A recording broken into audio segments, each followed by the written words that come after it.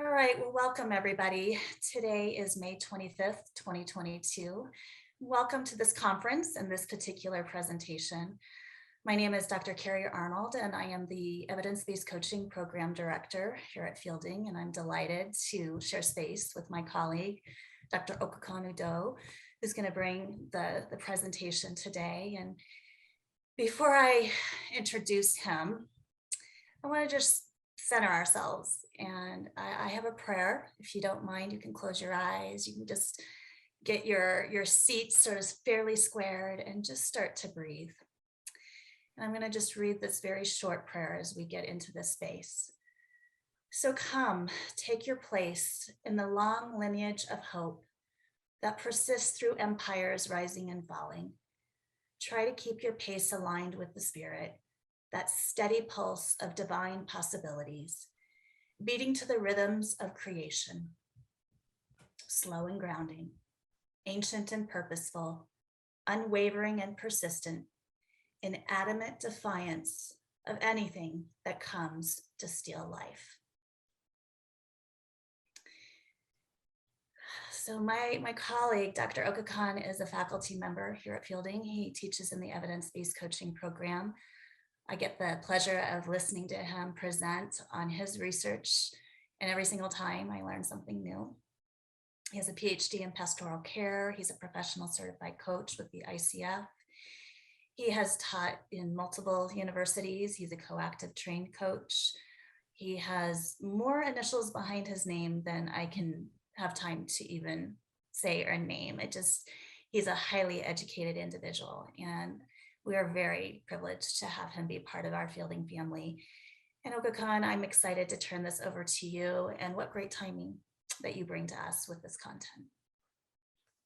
Thank you so much, Carrie, and I will jump right in. It's a delight to be here to share some stories with you. That's going to be my mode of presenting today. And I will be sure to allow time at the end so we can interact. I will not only welcome questions, but your contribution to the topic that I will be presenting today. So I'm going to share my screen and get us started. The topic, excuse me, that we'll be focusing on is organizational change. And we're going to look at the intersection of diversity, equity, and inclusion, coaching, human development, and reflective supervision. So it's going to be like weaving all of those four, and that will show up in a client project that I will be presenting to walk you through how those components were woven into the experience that we had that actually lasted 18 months. So I will move on here. So I kind of have a little agenda here that gives you a map of how I intend to walk us through today's experience. I will read a poem, but that poem will not be happening right away. It will come a few minutes into the presentation itself.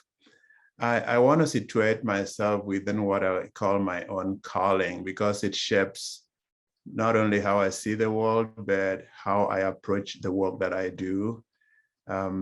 There is a consulting method that I use for projects that I have with organizations and companies. So I will introduce that and say a little bit about those before I state the need that presented itself in this context, and then the pulling together of all those resources and I would say trainings and orientations that I have been privileged to have in this one case. So that case is going to be the bulk of what we do today.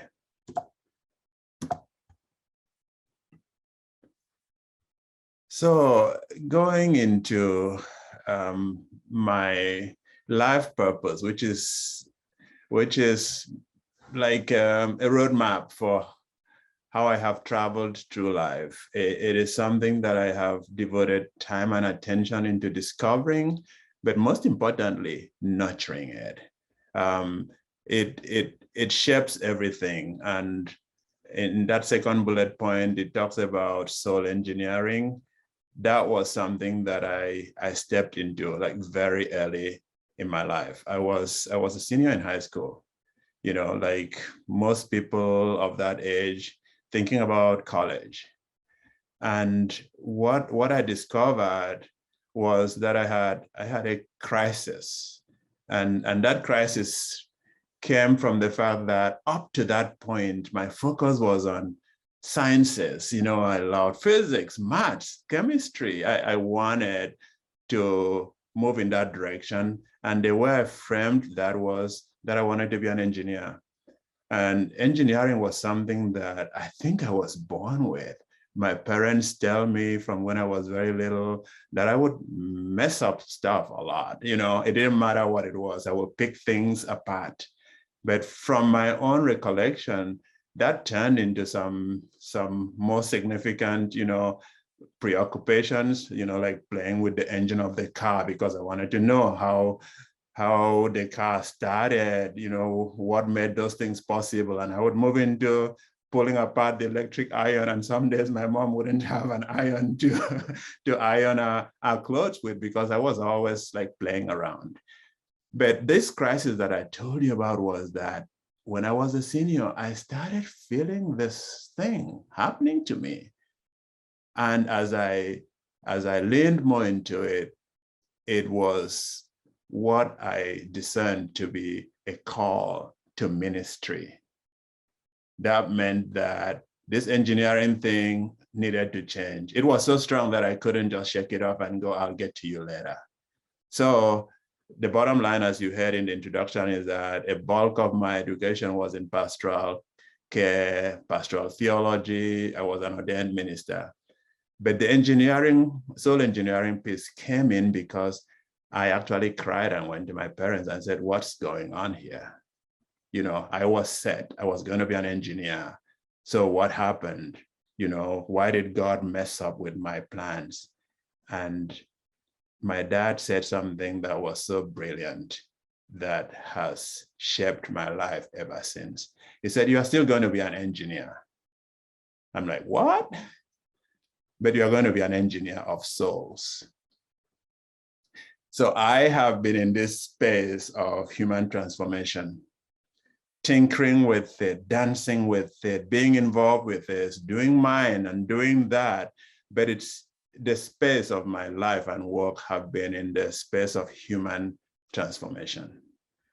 So, and I do that with an eye on systemic and institutional change, which is why consulting is something I have always, brought along. I never let go of that. And I note here that I thrive in spaces that are liminal and adaptive. When they tend to be more technically, it doesn't really draw me in. I need room. I need a lot of uncertainties in spaces, to be able to play. I think that's enough about that. So I'm going to throw a few things in just to get us to focus on the presentation. Because there is DEI in it, I just wanted to know that I'm sure we're all aware of what those mean, diversity, equity, and belonging, and inclusion. And belonging is one of those. Actually, belonging is like a result, that is sum total of what happens when people feel like the other three components are happening in whatever settings they're in. So I'm not going to say a whole lot more about that. Kerry and I talked at the beginning, you should be able to have access to the PowerPoint slides, if you need them after the fact. So be sure to lay your hands on that. Again, what is coaching? Because I am going to be talking about coaching and reflective supervision, I just wanted to also remind us of what coaching is, that the ICF here defines coaching as partnering with clients in a thought-provoking and creative process that inspires them to maximize their personal and professional potential. That's what it is. So it's a partnership, whether it is the coach and a team, or the coach and an individual who is called a client at whatever level on that journey. That partnership is what creates the magic. It's not something the coach does to or does for someone else. It is something two people are committed to in that partnership that results in whatever transformation or change or growth that shows up in the life of the client. So the other one is coaching and reflective supervision. I love this way of framing supervision because the other way of just leaving it without the hyphen or without the emphasis on those two key dimensions of it makes it seem like, it's like somebody's supervisor, watching over you or telling you what to do, or they have this, superpower or mastery that makes the other person smaller that they have to look over or watch over. That's not the case here. So it is supervision, and the emphasis is on both the super and the vision. And the vision points to this ability to, again, just like with coaching, partner with somebody to look at the situation or the need from many different perspectives. I love this one that talks about from above, from behind, from below, from beyond. Because guess what? If you're familiar with a little instrument like the Johari window, you would know that in one of those windows in the Johari window, we are blind. And that means that there are things we can't see. And so we need somebody else to shed light on it or point it out to us. So from that perspective, we can be stuck in one perspective. There are times I say to my wife, you know what, I don't know how this is going to happen. Almost like I throw my hands up in the air because I can't see beyond that. In fact, this morning, actually, it happened when we were trying to resolve some technology issues on the computer as I was preparing for this. And suddenly it was like, oh, okay, yeah, how about you do this, do that, do that. I totally surrendered to it. And in a matter of minutes, it was gone. But before then, what was I doing? Oh my gosh, I am so stuck. I don't know if I can figure this out. So that's what supervision does. It unlocks the opportunities and the potential, and new perspectives do emerge. And I love the ICCS definition here. ICCS is International Coaching and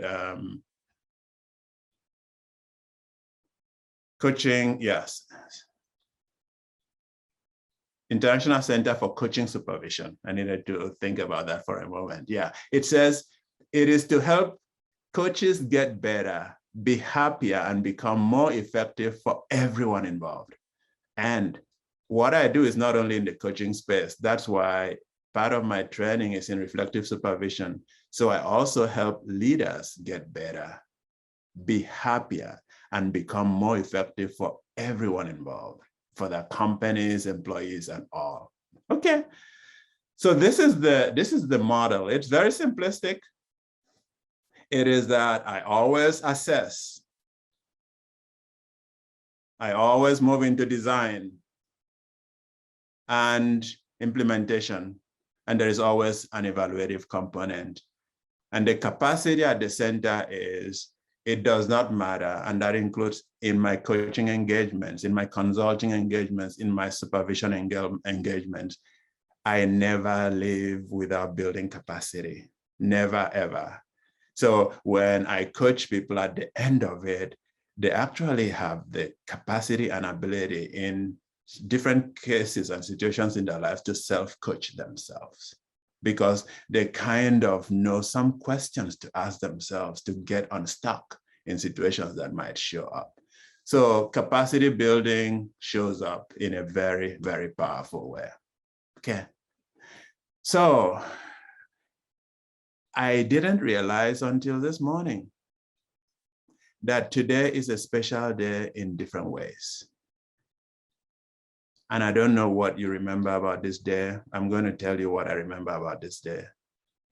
Exactly 2 years ago, on May 25th, 2020, was the day George Floyd was murdered. Exactly 2 years ago. And I want you to hold that within the context of what is happening and what just happened in this country. It continues to happen all the time. And On the 27th of May, I wrote something that is between a reflection, a poem, and a lament. And I want to read it to you. The title is I Can't Breathe. I can't breathe. Have you not heard? Have you not watched it on TV? Have you not seen? Have you not heard it on the radio? Have you not read it in the papers? We are being ravaged by the police. We are being ravaged by the law enforcement system. We are being ravaged by the prison system. We are being ravaged by the legal system. We are being ravaged by the economic system. We are being ravaged by the government. We are pushed on every side. Our necks have been stepped on and broken. Our bodies have been ravaged by bullets. Our blood has marked the streets. Life has been squeezed out of us. We have been handled like objects. Who can deliver us from this evil? From the evil that keeps sweeping through our land? Where are the white folks? Where are the brown folks? Where are the Black folks? Where are the red folks? Where are the mothers? Where are the fathers? Where are the elders? Where are the women? Where are the men? Where are the citizens? Where are the politicians? Our hearts are flooded with loss, pain, grief. Our eyes are shut with tears of blood. Our bodies are weak. Our hope gone. Thank God Almighty, we are a people. We are powered by our ancestors. We are resilient. We are hopeful. We are peaceful. We are loving. We are sad. We are mad. We will keep marching. We will keep speaking. Our lives matter. We matter to God. We matter to the universe. We matter to nature. That's all that matters.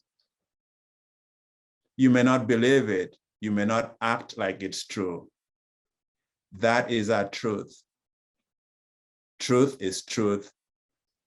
Truth never changes. Open wide your eyes. Open wide your ears. Open wide your hearts. Open wide your minds. I hope you learn to feel again. I hope you act when it matters. I hope you speak when it matters. You are hurting me. My neck is broken. My neck hurts. I can't breathe,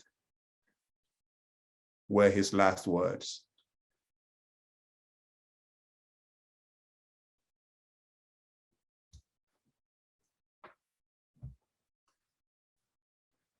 When I decided to do this presentation, I did not make the connection. But that was exactly what happened when the phone rang. And this company's VP for human resources called me and said, can we talk? We need help. Our company has decided that in response to the murder of George Floyd, the company wants to do something. They didn't know all of what they wanted to do, but they were ready to move, to act, to respond. So that was the beginning. It was the murder of George Floyd. See how these two things come together today. It's like, oh, I never knew that the two were going to be this intertwined. So what I'm going to present is about one company's response to the murder of George Floyd. They actually chose to go big. They wanted to tackle that domain of social justice and embedding, in their own words, exact words, embedding diversity, equity, and inclusion in that company's DNA. That was how significant it was. It was like, no, because I do not do the flavor of the month stuff anymore. Like very early in my career, I would go do diversity training. I no longer do that. Anything that I do in this domain has to be about helping move the dial in a more significant way. So for this company, they had 3 pillars, that sort of grounded the work of that company. They decided in moving in this direction to add a 4th pillar. And that 4th pillar was diversity, equity, and inclusion. So it wasn't just something to be done over there on the side. It was like, no, we want this to shape how our company moves on from this day forward. So right away, this was framed as a culture change experience. And anytime you do culture change or culture transformation, it is not all about systems and processes. In fact, the biggest part of any culture change process or experience are the people. And this is where the human development component is going to come into the experience that I share with you today. So what I'm going to do is I'm going to ask 8 sets of questions. And my presentation is going to be a response to those sets of questions. So the first one is about setting the stage. And the questions are, how can this part of the process be approached or optimized? What are the conditions needed for success? So after the phone rang, it wasn't a sure fact that I was going to be the consultant. In fact, they were talking to other people too. So there was a process for deciding who was going to handle this project. And I was grateful that at the end of the day, I was invited to be that partner through this journey. One of the things that happened was there was 100% commitment that was needed. And in this company, in that moment, they were all in. There was like, whatever it takes, we are not just talking about it, we want to be part of the difference. So I pulled together the statement of work, talked through it, walked through it with them, and formalized that. And what followed was the design part of it that I just talked about that resulted in a project plan or a work plan. And the work plan that I framed was an 18-month work plan that had many different components to it.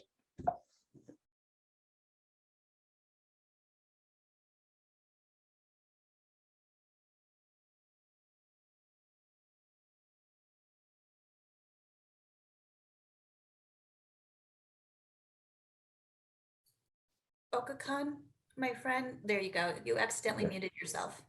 Okay, thanks. Not sure what happened. So I'm saying the next step was creating structure. Have we enabled or optimized creating structure? What structure is needed to support the work? So I talked about the 100% commitment by the CEO, and I got that. The next was the involvement of the executive leadership team. It was a 10-member executive leadership team, and they were all in.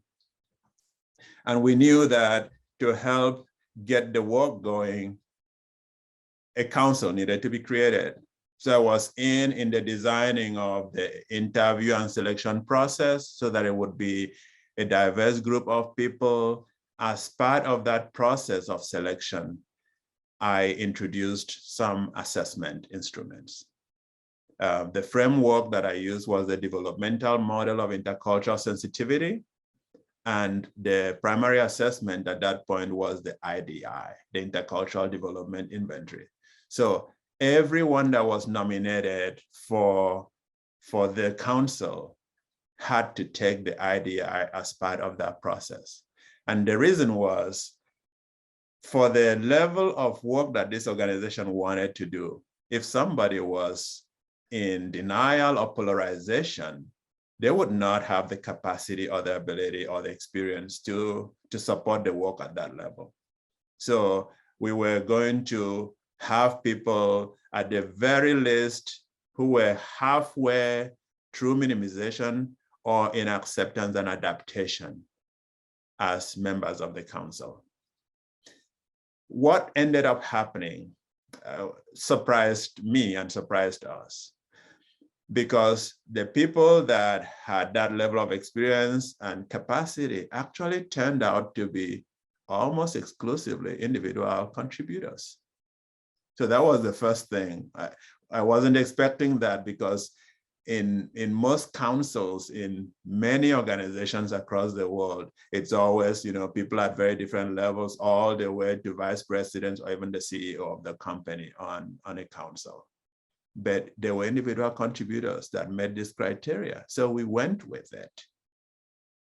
And then we established an executive team, of people that would manage the whole initiative, and appointed executive sponsors for the council. I'll be coming back to some of these things later on.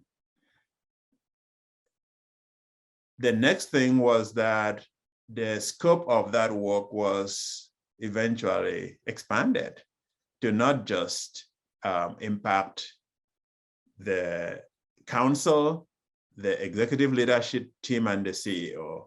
And so we expanded it to include all people leaders and all members of the human resource department.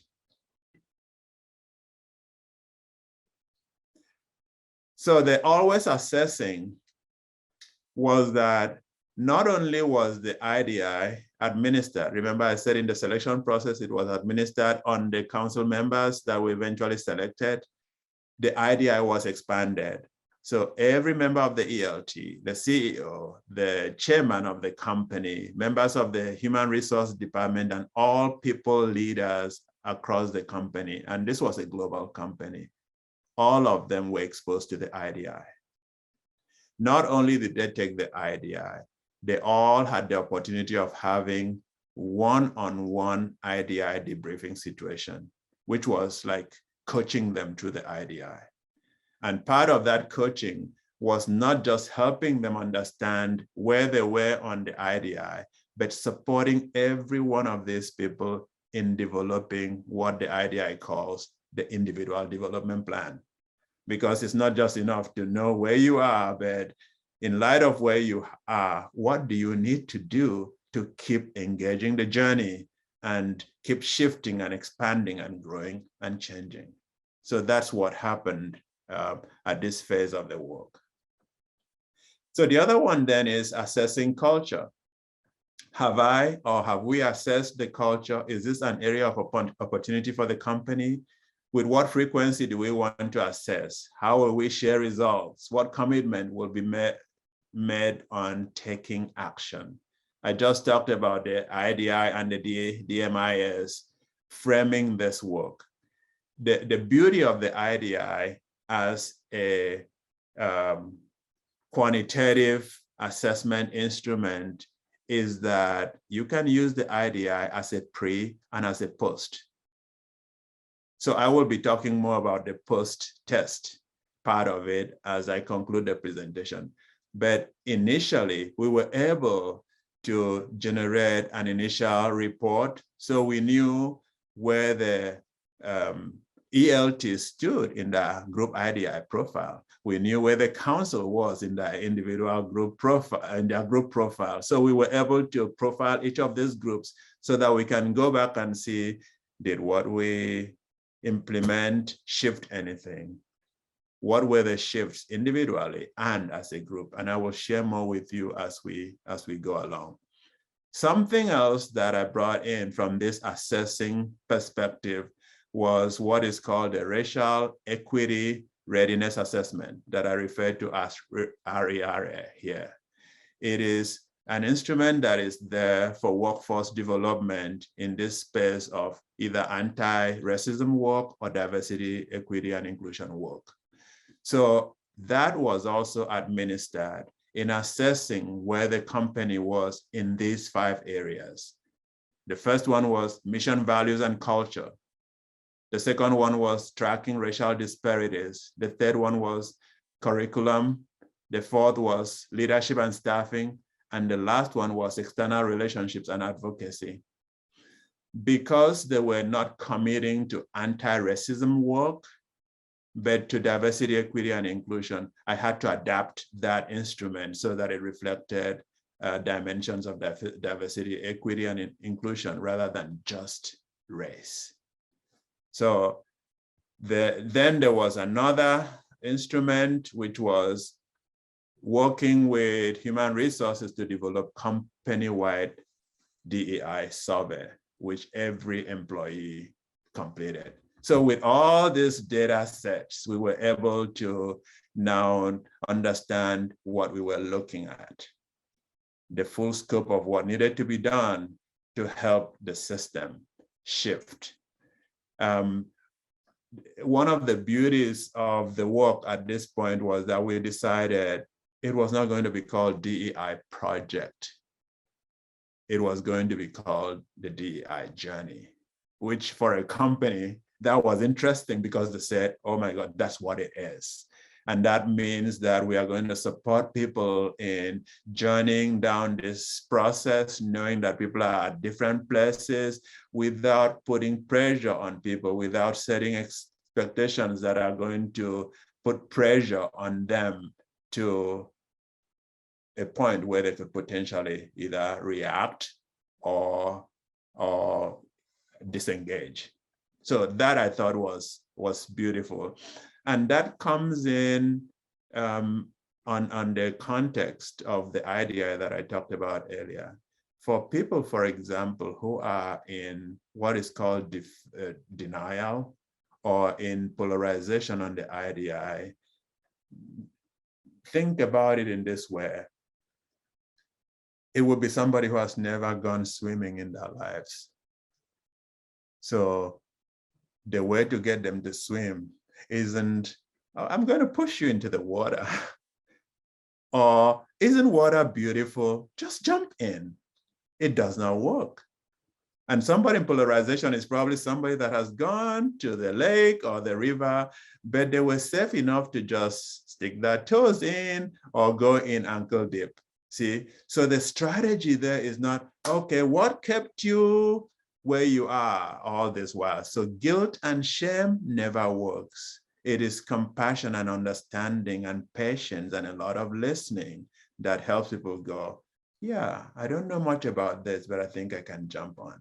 So that was our strategy. And I'm going to move on because I really want to allow us time for interaction as we go. So I talked about the council. When I talked about the council, I told you that it ended up being who? Individual contributors because of the criteria that we set. So we discovered, wow, there's going to be a gap.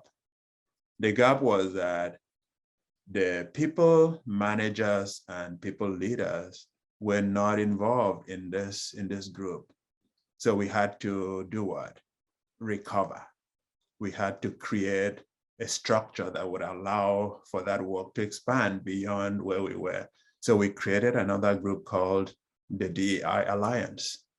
And the DEI Alliance was made up of people leaders within the organizations that were on this council. So now we had 2 groups. I'm going to slow down here and share with you that now that these 2 groups have been put in place, something else had to be done. You have formed 2 teams. So we were aware of the stages of group formation, which are forming, norming, storming, and performing, that those were going to be playing out in these two groups. That is when the strategy of coaching came in. There was coaching for members of these two teams individually to support them and help them overcome whatever their struggles were, whatever their sense of inadequacies were, or help them clarify along the domains of confusions that were arising for them along the way. Same thing happened in the Alliance. The Alliance was formed 6 months after the Council was formed. And so they had to go through their own wave and go through their own process. And if you recall teams that you have been in, when deep work is happening, you will encounter the storming phase. You will.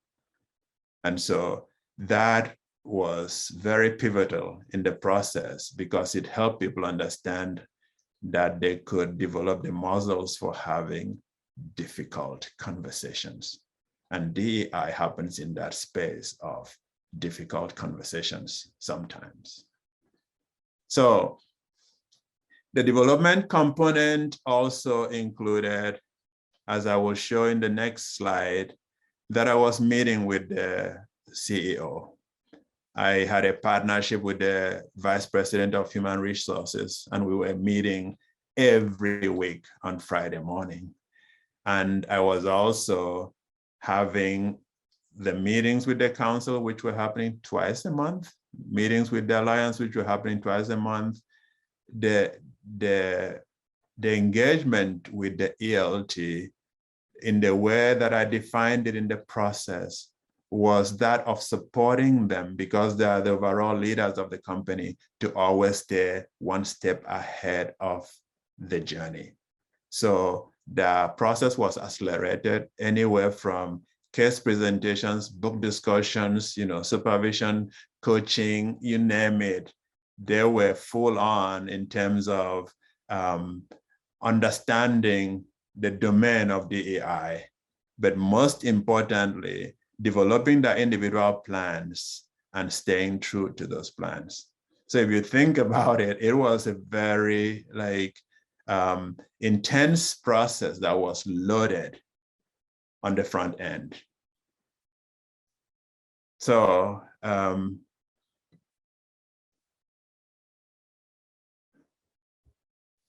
this segment, and at some point here, I'm going to pause because I'm sure you are sitting with questions, contributions that may actually help us as we go along. So this segment is about activating. How do we know DEI is activated in the company? Where do we need attention for improvement? How do we continue to optimize? So what I actually want to do is pause for right now and see what comments or questions any one of us has before we proceed. Because I just realized that it's going to be, a lot to go through before you have a chance to contribute. So who wants to? Kathleen put a couple questions in, and Kathleen, I'll invite you to take yourself off mute too, but I'll read her questions in chat. Sure. Can you say a little bit more, Okakon, about were the individual contributors volunteer, or did their membership become part of the formal job? And what were the responsibilities of the Alliance members? Great questions. So it was a nomination process, meaning that the managers were invited to nominate people, and people could also nominate themselves. And nobody made it to the Council or the Alliance who did not accept that nomination and go through the process of selection. After it was formalized, it was built into the work where the managers allowed them the time that it took to do either the Council or the Alliance work. Eventually, those were built into the OKRs, meaning that it was part of the expectations for delivering services.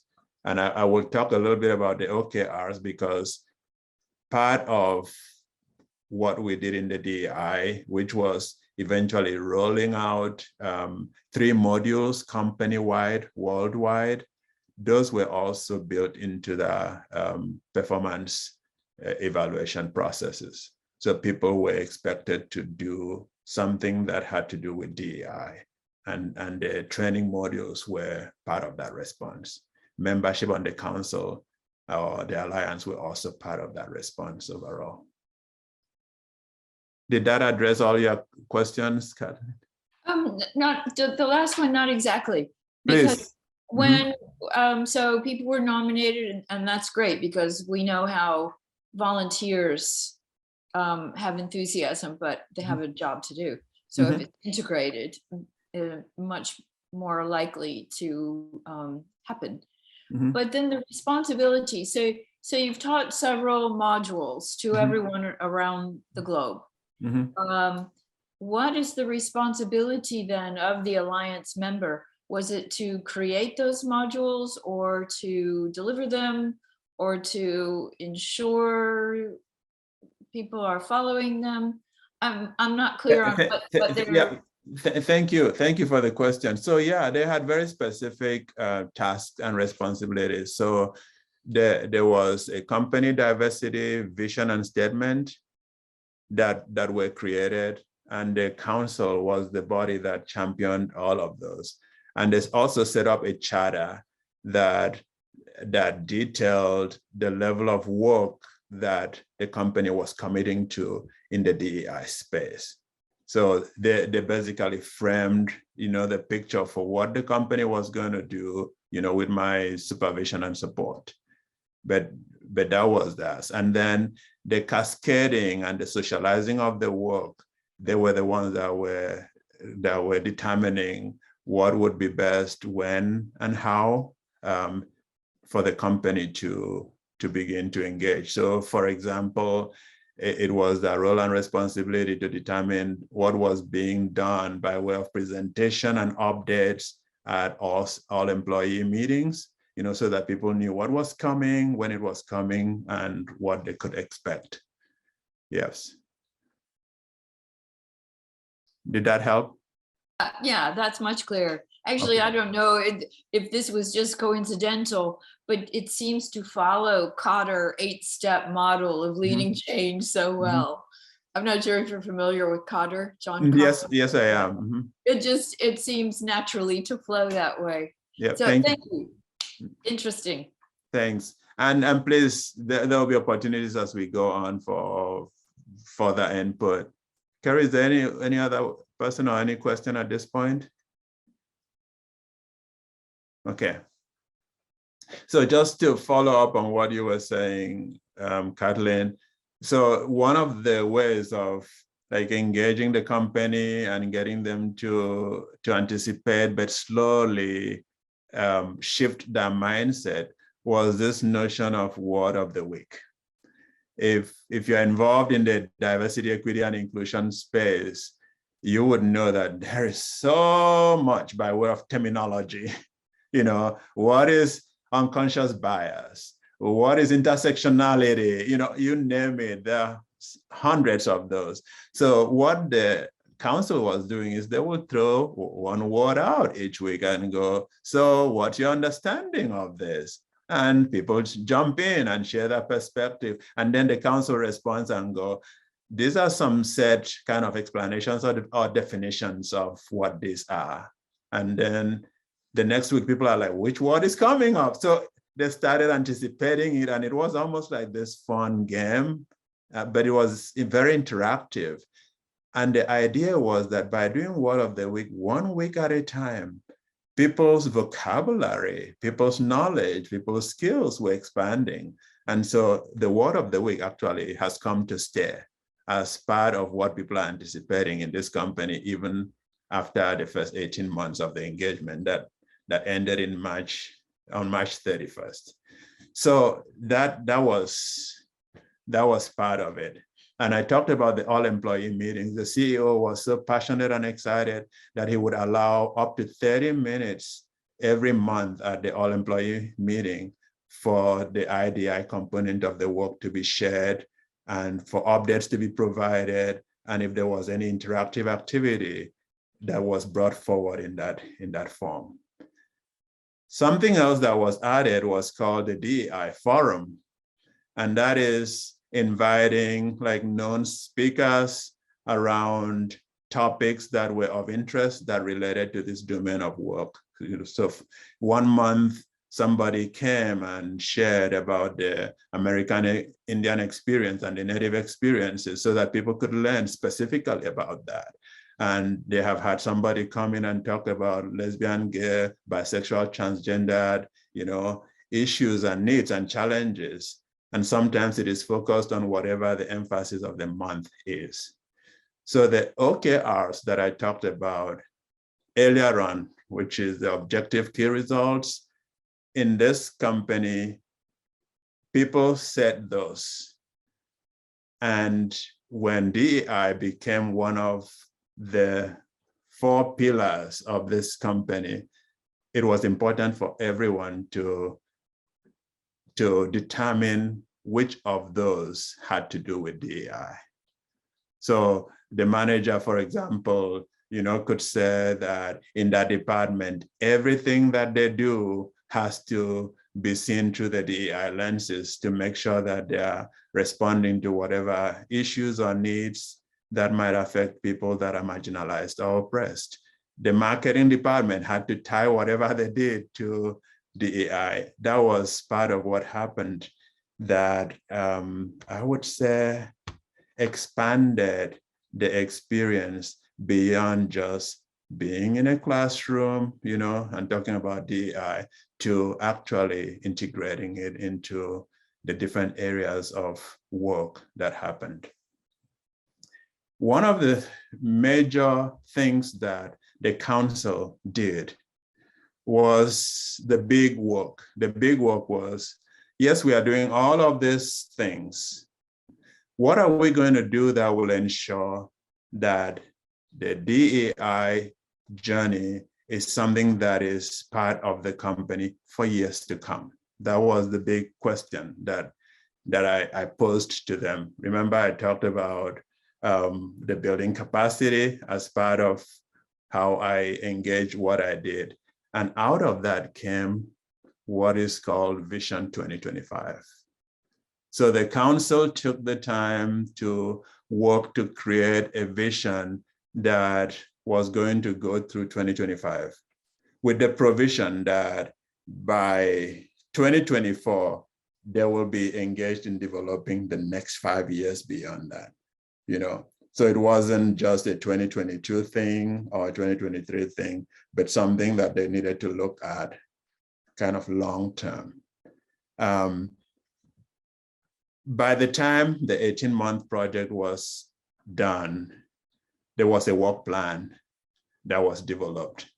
The full details of the work plan could only be developed for 2022, but the components of what would be included in the 2025 were in that. So what the work plan included were very specific strategies all the way down to activities and timeline and responsible parties, to ensure that it wasn't just talked about, but that there was a chance that they would be implemented and who would implement them and who would ensure that those were all monitored. So earlier on, I talked about the council and I talked about the alliance. Some of the surprises along the way, as you would imagine, were that within the time frame that I talked about, the 18-month time frame, this company had gone through changes that included 2 major layoffs. And of course, new people are coming and going. So we came to the point of deciding to integrate these 2 bodies, the alliance and the council. And what was formed was what they call the Jedi Council. And the J is for Justice, Equity, Diversity, and Inclusion Council. So that is what they have currently. And this Jedi Council is charged with the responsibility of monitoring and ensuring the implementation of the Vision 2025. Okakan, I see Denise has her hand up. Yes, please. Yeah, I was, it's really impressive. And I'm wondering, how long has it been since that 18-month plan ended, and what is it like today? You know, what of the things that started are, you know, were so useful that they continued today, and how they developed, and if there was at some point any challenge regarding engagement, in whether within the council or as a whole company, and how did you deal with that, or they deal with that? Because I don't know if you were present. So one of the changes was what I just reported on moments ago, which was the transition from having the Alliance and the Council to now having the Jedi Council.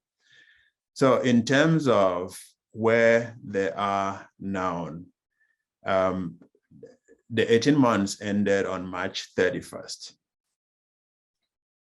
And the Jedi Council is fully engaged and in action right now.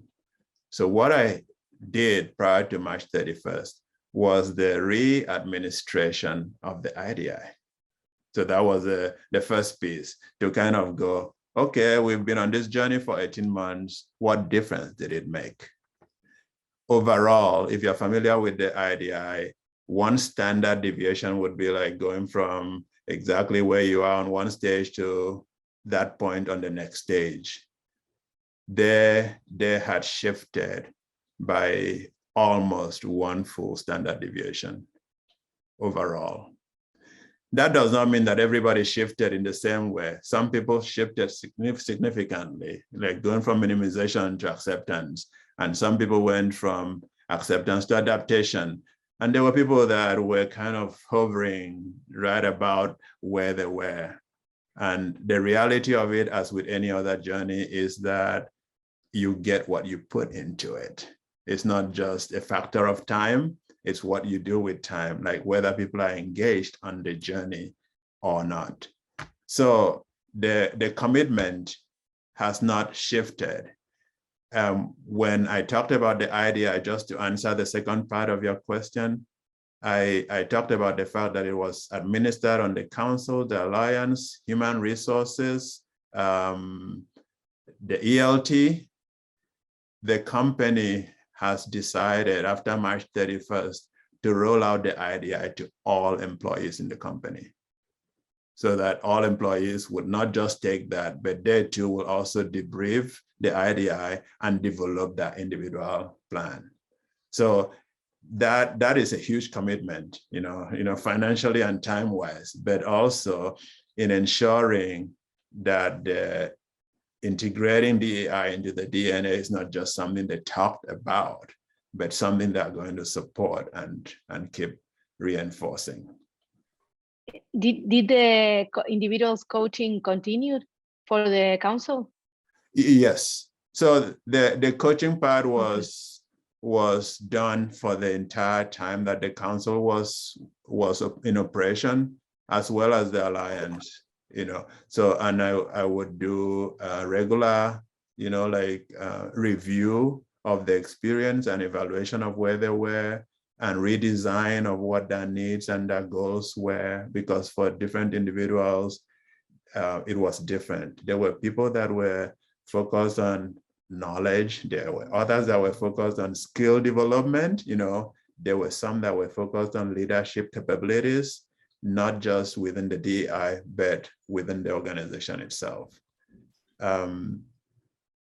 So the other thing I need to say too, since you asked about the end of the project, was that by the time the project ended, there were some shifts that were happening. And I'm going to speak to a few of those. One was that when the process started on the board of this organization, there were 7 members on the board, and it was 5 men and 2 women, and it was all white. As at March 31st, the board itself was totally reconfigured, and there are now 4 people of color on the board. So part of that came from the work of the council in the project plan of Vision 2025. And it wasn't radical. It was just that the company will take steps in ensuring that there is visible diversity at all levels of the organization. And there have also been people in the BIPOC community who have joined the company at the director level, and there were none when the project started.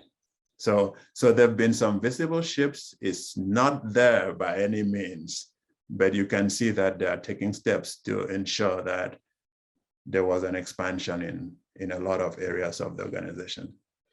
I am going to. Can I ask a quick question? Yeah, please do. I am fascinated by that word of the week concept. I think it's brilliant.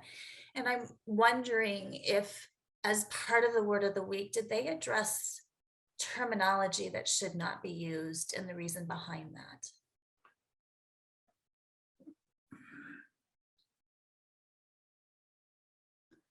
Not directly, but some of those were addressed in the modules. Okay. Yeah. I have found language is the most powerful way to build community, and there's sometimes an ignorance on what was the birth of that word and why is it rejected by certain communities, because it was formed in white spaces, not amongst the indigenous places of that doesn't represent. And so I've become very curious about the history of terminology. Totally with you on that. Like, as much as I understand sometimes why that's the case. I mean, for example, with BIPOC, I have also struggled with it. It's like, I am not a set of words or an acronym, you know, and in the context of diversity, equity, and inclusion, there is so much intra-cultural variation, even within one group, let alone to lump, you know, all of these people into one neat acronym. Like, whose idea was that? So I agree with you. And words like Latinx, you know, there are so many other ones that are there that are like imposed, and people within the group, like you said, do not even understand what the relevance is. And it can even be traumatizing in some cases too. Yeah, because it's the same colonization that continues, yeah, without interruption. Yeah. So I am going to pause here very soon. This one is, what outcomes resulted from embarking on the DEI journey? Was the investment of time, energy, and resources, pardon the typo there, justified? So I was addressing those in specific ways, and there are more specific ways. So the gender neutral bathrooms were created in this company as part of this awareness. And they also went as far as creating like breastfeeding rooms for new parents, and I'm trying to remember how it is called. It's not prayer room, meditation room for people of different religious persuasions, especially to accommodate Muslim employees who tend to pray more often than others do. The gender pronoun wasn't part of the company.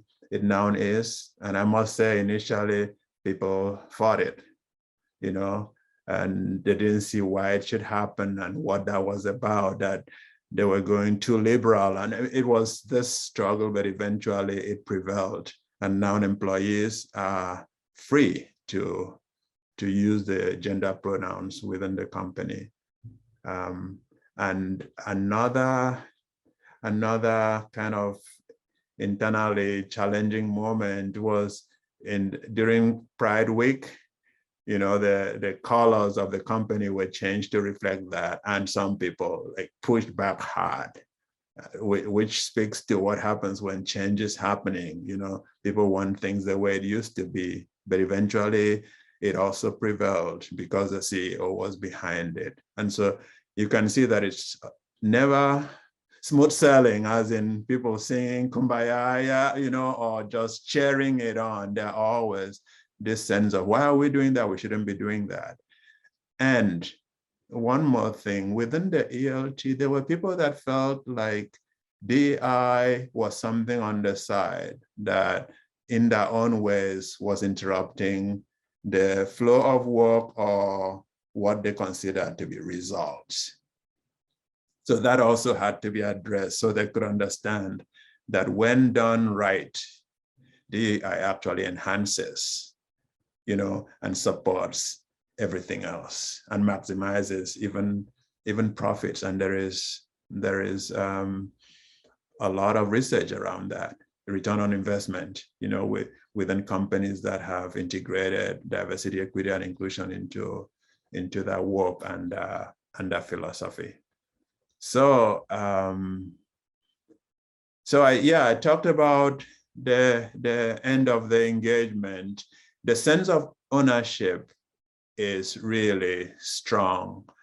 And one of the ways I can speak to that is I have personally watched people that I have related with, interacted with, coached, supervised, and supported from when the initiative started, and to see where they are now in terms of the roles they are playing, the understanding and awareness of what this is and how important it is and how central it is, not just to work in this company, but to life outside, which has resulted in the company also creating another thrust of their work, which is the corporate social responsibility dimension that has the justice, diversity, equity, and inclusion as one of the main areas of work.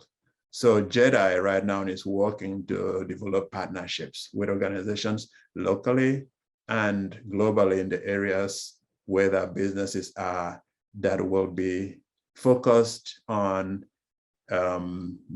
minority, marginalized, and oppressed groups and communities, and how the services can be part of the solution in those areas.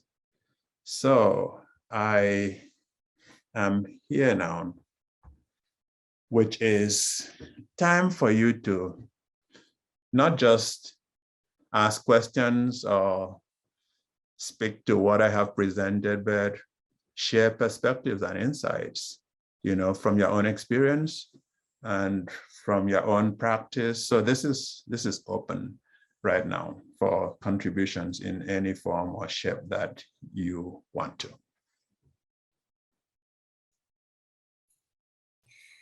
Oka-kan, can you say a little bit more about what the collective response was when you got that resistance, like changing the logo colors for Pride Week or introducing pronouns? I mean, that resistance is so normal, and yet it can create such division. And I'm just curious what you noticed worked to help manage, because I don't think you probably solved for it, but I'm curious how it was managed. How it was managed. So the leadership of the company in their commitment have been very clear about what this is.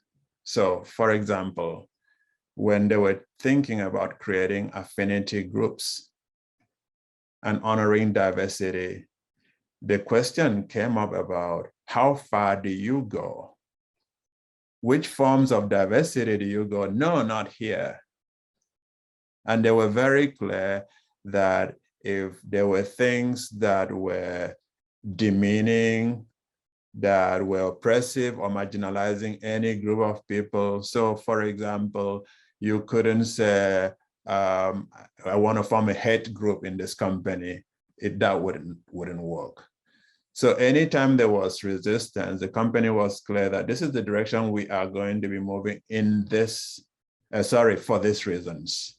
And the reasons were, this is so important from a systemic level, and the issue of the death of George Floyd, for example, was not something that was happening to George Floyd, that it was happening to so many people in the country and around the world in many shapes or form. So the clarity of, no, we are not going to go there, was also part of how this was moving. So there was empathy, compassion, openness, but the line was always drawn too, that we're going to move here. So the DEI is not something that we're going to take off the table suddenly because somebody's pushing back on. Did that help? You know, and I'm thinking too, like as a parent, there were times that you would go, you know, because dad said so, or because mom said so, when you felt like something was going to be compromised, or the child's life was going to be at risk, or you had concerns that they didn't see at the time, you know, it wasn't like, do you want to go or not? Not always the case, you know, sometimes that was the case, yeah. Are there other questions, comments? Who wants to share? What are you doing and how is it? Yeah, please. I loved your presentation. Actually, I was looking at how do I get certified with IDI? I didn't know about the assessment, and I thought it was. I'm looking at measuring the fertility of culture. So my topic is, how do we help organizations become fertile for women leaders development? And when I want to measure fertility in terms of human flourishing, and although it has been measured, human flourishing, it has not been measured as, you know, in terms of cultures of like companies. This company, how fertile is it? And I thought the IDI comes into place on this. And then when I saw the certification, I said, why would I do it? Why don't I get someone else to collaborate with me that is already certified? You know, like I thought about, you know, ideas of collaboration, and I was wondering if you have some kind of shared space where you and other colleagues were like me, that we have consulting firms, we can connect and maybe, you know, like just invite each other to work at some point, because we have different experiences, approaches, and I was thinking about that and asking you if there is a collaborative space to do this. I think there is, I believe there is. That's the only way I do it. So for example, I'm talking about a big company that I was consulting with. There is no way I could do all the coaching. Absolutely not. And there is no way I could be the one trainer, you know, showing up and facilitating everything. Same thing with the IDI. There are times in one project, there are 200 to 500 IDI that need to be debriefed. So I pull in my team. And my team are just what you are talking about. People that I have collaborated with, that I know, or who knows somebody they can recommend to me, so that I can pull them in. So the answer to what you said is absolutely. That's so. Maybe how do we connect after this session, so that I don't know, is it through email? Is it a shared space at Fielding? Yes, Kathleen, sorry. Yeah, I mean, I have 2 emails. I have Fielding email. I have email here too, at Soul Engineering, which is the consulting part of the work that I do. So if you send me a message, I will certainly respond. I was just going to add to that. So I'm an IDI certified person and used it for many years. But IDI, if you go to their website, they have they have the resource of all IDI practitioners, qualified administrators, so that when you express that interest, I want to partner with someone, they have the whole directory. And so you can find someone where you are or have a list to choose from. So they have a whole resource of internationally who's certified for administering. So that's another resource. I mean, Dr. Udo's one, yes, that's good. But you know, this is another pretty fully developed site and resource. And in fact, just to go to the site and cruise around it is interesting. Yeah, that's absolutely true. Everything you've just said, Kathleen. The other piece I would add to that is that it's like coaching. So I have coaching colleagues who have never done any consulting work. And so I also have IDI certified administrators who have never done consulting. And so you want to be able to interview people based on the context of your need, so that you have people who know what they are doing. Kathleen, like what you were saying, you know, with consulting background for a consulting project, absolutely. And yes to everything you said. Other thoughts, questions, contributions? I have sort of some thoughts, I guess. I'm a change management practitioner or specialist or whatever you want to call me. So this has been fascinating. It's a whole new view, and it's very timely for me because I was contacted by another practitioner here in town who works in the area of DEI and is very well known and does all sorts of organizational development stuff as well. And so she's looking, there's a lot of, so it's, I'm from Ottawa, so it's the capital of Canada. And so it's government and universities that are here. We don't have much, we have virtually no industry other than, government and universities. So we're also French and English bilingual in the federal government.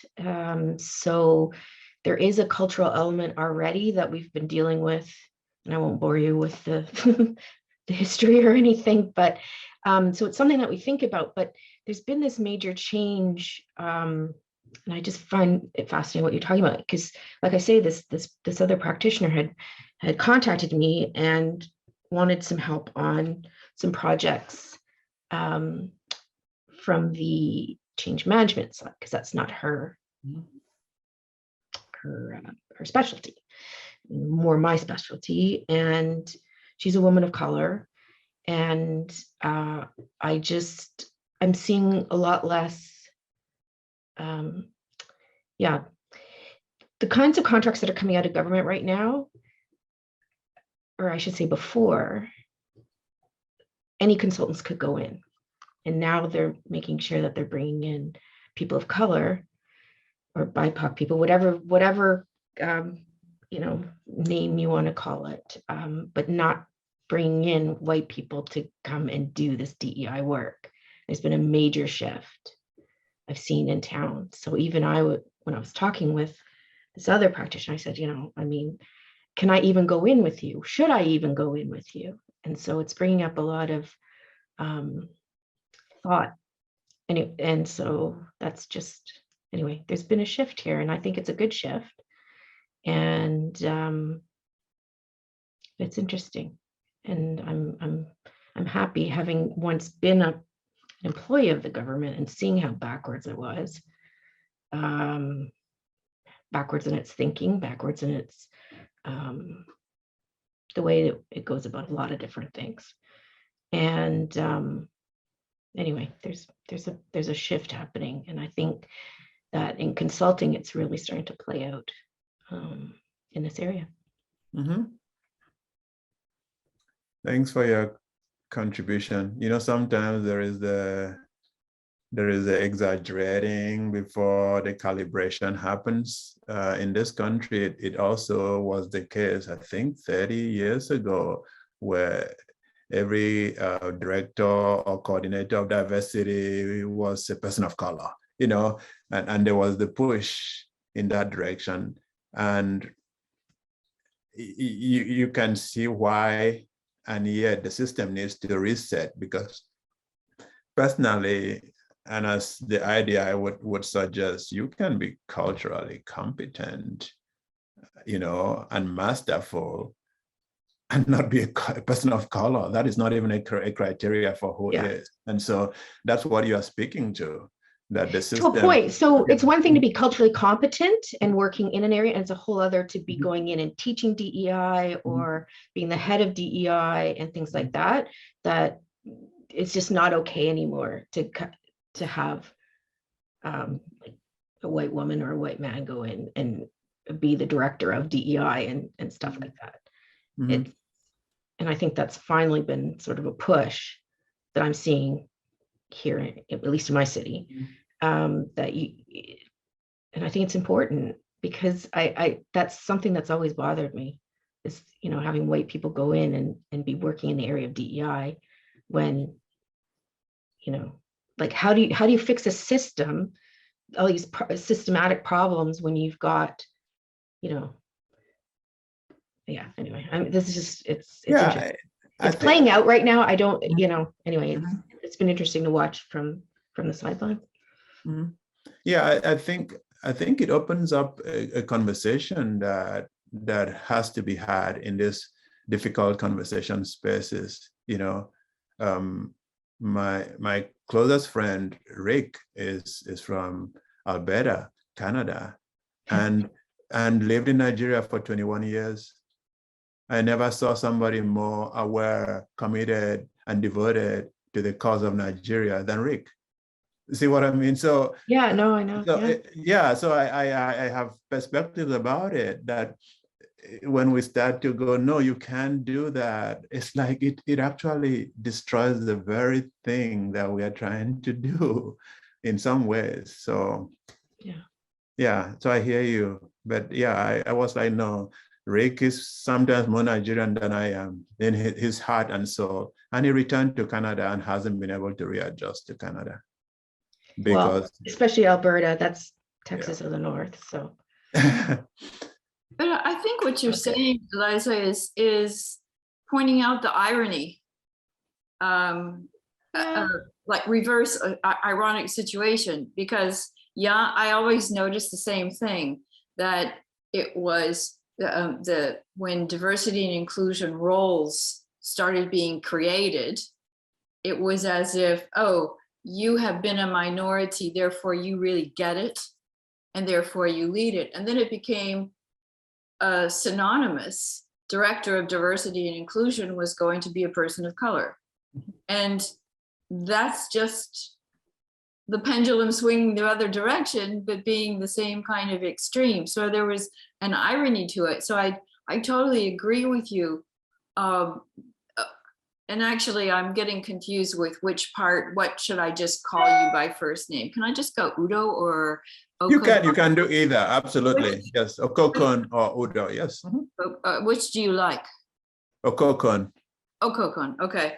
I totally agree with you that's if we transcend something that is what always has been the assumed definition, then it doesn't matter race or background, or as you described, someone with even more Nigerian experience, more insightful, then that's what it takes. That's the competency. Doesn't matter what you look like or where you're from or anything. It's more, and so what I think has to bridge is how then do you connect with the participants, the audience, the organization? How do you gain the credibility so that it's not falling into that trap of what do I see? Therefore, are you qualified or not?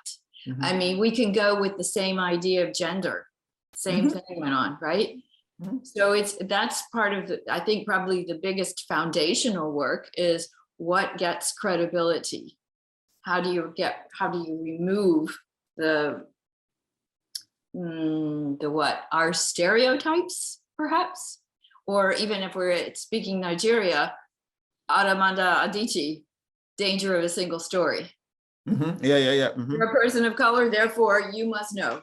You must lead. That's what's going to get people to lead. I just think there's some irony in it. Yeah, no, and I get that, but I also see it as if you don't have visibility, if you've just got, I guess, see, in Canada, we have French and English as part of our culture, more so in some parts than in others. There's a definite clash of cultures, even within my city, the government, the federal government here. You know, there's layer upon layer. But if you don't have, like, if you have the head of, you know, Francophone services as an Anglophone, that's sending the wrong message. The visibility does play a part. And I don't know, there's just so much food for thought, but when I keep thinking back to systems of oppression, and we're talking a lot here because we've just had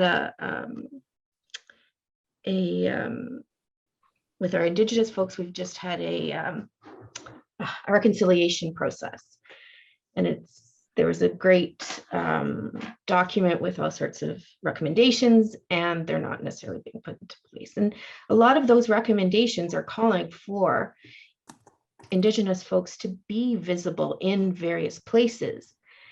And people are really resisting that. And so anyway, I'm just kind of making sense of it all, because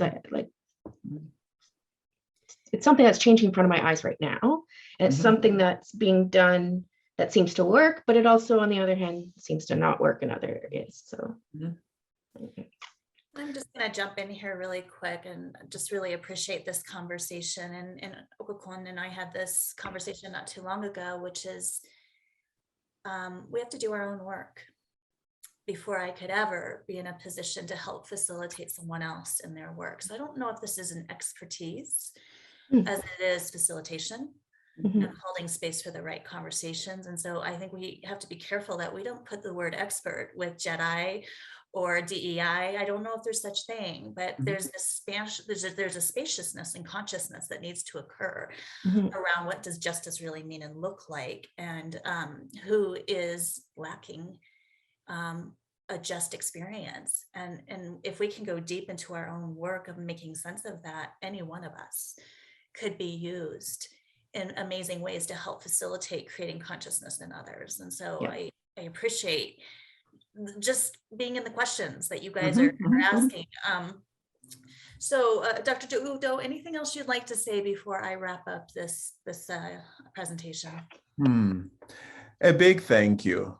Thank you to all of you that have been here for this session.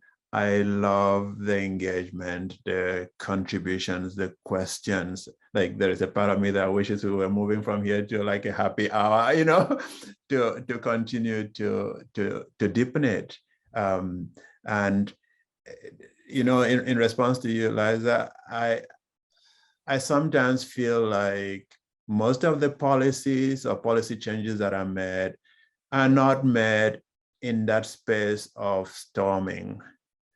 You know, like people want to skip over the storming by letting deep conversations happen to resolve it. It's like, let's go for the easy solutions. Now we've fixed it, rather than letting the communities actually be in dialogue about what is the way forward. So I'm hoping more for those kinds of conversations, as well as also like the community shedding of tears. Like with what is happening, like I have people that are disconnected from this sense to which any population can be targeted, killed. It's like life goes on. There is no shared sense of this is happening to my people, and my people are all colors, all classes, all. So that's where I hope we keep going. You know, like let's keep stumbling, but let's not isolate or get into silos again, because it doesn't help, it doesn't work. But thank you. I really have great respect for what each of you are doing. And I would say, let's stay in touch. I don't have your emails. If you send me an email, I'll be sure to stay connected. Thank you so much. And thank you for those who are here live and for those who are listening to the recording later. We'd love to hear what your greatest takeaways are. So I hope you enjoy the rest of the conference. Thank you, everybody. Yeah, take care. Bye-bye, everyone. Thank you.